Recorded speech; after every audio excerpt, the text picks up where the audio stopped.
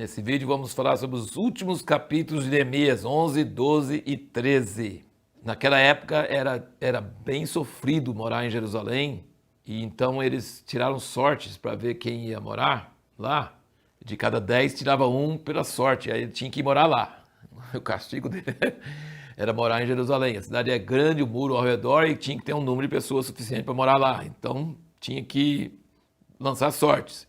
Mas quem se oferecia voluntariamente era louvado pelo povo, elogiado, porque ele ia para o sacrifício pessoal para morar lá, e ainda tinha o privilégio de ter o nome dele escrito na Bíblia. Já pensou?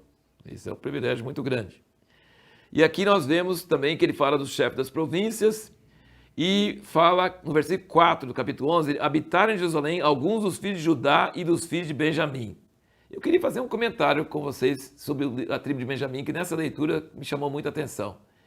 Quando Aías, o silonita, profetizou para Jeroboão que Deus ia roubar 10 tribos de Salomão, do descendente de Davi, e deixar só um com ele, ele pegou a capa que tinha nele e rasgou em 12 pedaços. E ele pegou 10 pedaços e deu para Jeroboão. E falou, Deus vai tirar 10 tribos de Israel, de Davi, e dá para você por causa do pecado de Salomão. Beleza. Ele rasgou em 12 pedaços. Ele pegou 10 e deu para Jeroboão.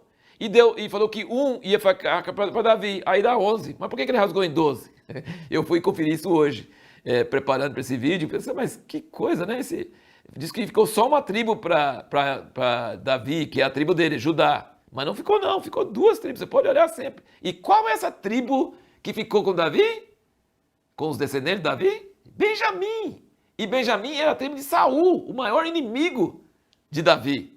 Então, depois, o reino do norte era 10 tribos e o reino do sul era Judá e Benjamim. A tribo que era de Saul e a tribo que era de Davi. Já pensou? Benjamim é uma tribuzinha pequena, mas sempre está no holofote, sempre você está vendo. Então aqui até no retorno do cativeiro da Babilônia tem de Judá e de Benjamim. Depois você vai ver lá na frente da Bíblia que tem um apóstolo Paulo que é da tribo de Benjamim. E lembra que Benjamim no dia dos juízos quase foi exterminado? Tiveram que arrumar mulheres para aqueles 400 que sobraram? Quase foi eliminado. E no entanto depois veio o rei Saul de lá e depois vem no Novo Testamento o apóstolo Paulo. Então, Benjamim é uma tribo bem interessante, além de Judá. Ele estava sempre junto com Judá. Por que falou esse negócio de 12 e 10 pedaços para um e só um para o outro, mas na verdade era 2 pedaços para o outro? Eu não sei, mas isso é fato. Você pode encontrar isso em 1 Reis 11, 29 a 32. E como nós sempre estamos falando, Neemias enfatiza na restauração os sacrifícios de Moisés. Olha aqui no capítulo 10, versículo 29, ele diz, aderiram aos seus irmãos, os nobres, que convieram no juramento, sob pena de maldição, de que andariam na lei de Deus, a qual foi dada por intermédio de Moisés, servo de Deus. E iam fazer todos aqueles sacrifícios. E aqui no capítulo 12, no versículo 24, diz, foram, pois, os chefes dos levitas, Asabias, Serebias, Jesuá, filho de Cadmiel e seus irmãos, que ficavam defronte deles, turma contra turma, para louvarem e darem graça, segundo a ordem de Davi, homem de Deus. Então nós vemos que Neemias restaurou o sacrifício de Moisés e os cantores de Davi. Ele sempre vai restaurar essas duas coisas. Muito interessante sobre isso. E daí, você vê o júbilo de Jerusalém, que se ouviu de longe quando inauguraram os muros. É uma coisa assim muito bonita, essa inauguração dos muros que fala no capítulo 12. E o muro era largo, porque o povo subia em cima. E uma companhia foi numa direção, com o sacerdote Esdras, e outra companhia foi com Neemias, o governador, né? Um é o líder religioso e o outro o líder civil. E um foi em uma direção e o outro na outra direção, os dois louvando a Deus em cima dos muros, e se encontraram na frente da casa de Deus. É uma cena muito maravilhosa, diz que o júbilo era tão grande que ouvia de longe. O versículo 43 diz, naquele dia ofereceram grande sacrifício e se alegraram, pois Deus lhes dera motivo de grande alegria. Também as mulheres e as crianças se alegraram, de modo que o júbilo de Jerusalém se fez ouvir de longe. E aí nós vemos que Neemias tem que dar uma viajada, ele tem que voltar, ele tinha prometido para o rei que iria voltar, né? Ele voltou. Quando ele voltou para Israel, o que ele viu?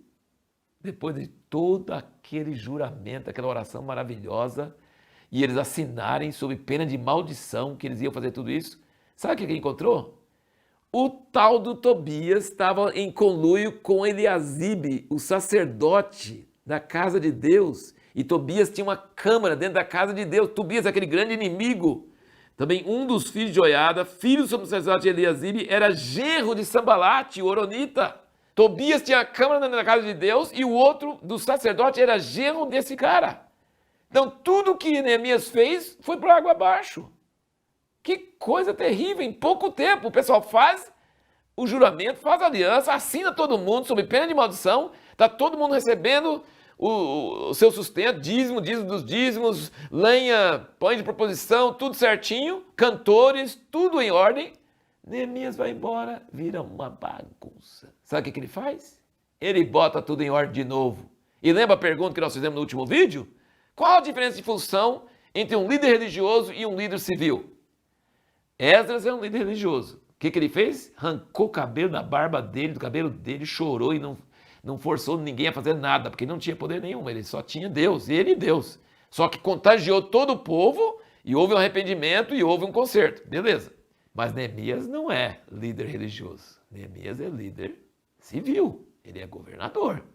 Ele não vai arrancar o cabelo da barba dele, não. Ele vai arrancar o cabelo da barba deles. Eu achei isso engraçado. Um arranca a barba dele mesmo e o outro arranca a barba dos outros. Se você duvida, vocês leram aí? Neemias 13, 25. Diz aqui, contendi com eles e os amaldiçoei. Por quê? Porque ele viu também aqueles dias judeus que tinham casado com mulheres asdoditas, amonitas, moabitas, e seus filhos falavam meio asdodita e não podiam falar judaico, senão segundo a língua do seu povo. Contendi com eles, os amaldiçoei, espanquei alguns deles e arrancando-lhes os cabelos. Os fiz jurar por Deus e disse, não darei vossos filhos a seus filhos, não tomarei suas filhas para vossos filhos, nem para vós mesmos. Não pecou nisso Salomão, rei de Israel? Entre muitas nações não havia rei semelhante a ele, ele era amado de seu Deus e Deus o constituiu rei sobre todo Israel. Contudo, mesmo a ele, as mulheres estrangeiras o fizeram pecar e dar-vos-íamos nós ouvido para fazermos todo esse grande mal, essa infidelidade contra o nosso Deus, casando com mulheres estrangeiras? É uma coisa interessante, quando eu perguntei, né, qual a função do líder religioso e do líder civil? O líder religioso ele tem que se castigar, ele tem que ter aquele arrependimento pessoal que é contagioso, ele não tem força, mas o líder civil tem autoridade sobre as pessoas. E Neemias pôs tudo em ordem de novo e mandou se separar de novo. Só que, e aí nós vamos terminar nosso tratado aqui do livro de Neemias falando o seguinte, ele fala vez após vez, no meio do livro, lembra-te de mim, ó Senhor. E também fala, lembra dos meus inimigos. Capítulo 13, versículo 31, ele diz, lembra-te de mim, meu Deus, para meu bem. Mas no versículo 29 ele tinha dito, lembra-te deles, Deus meu, pois contaminaram o sacerdócio. Então ele ora e relata, luta, mas como líder civil, ele podia pôr ordem, ele tinha autoridade, ele podia forçar a barra e mostrar e botar todo mundo de volta a cumprir a lei de Deus. Esse livro de Neemias é um livro maravilhoso. A pergunta que nós vamos procurar responder no próximo livro que nós vamos ler, no próximo vídeo, que é o livro de Esther, como Deus cuida do seu povo mesmo quando estão sofrendo o seu juízo?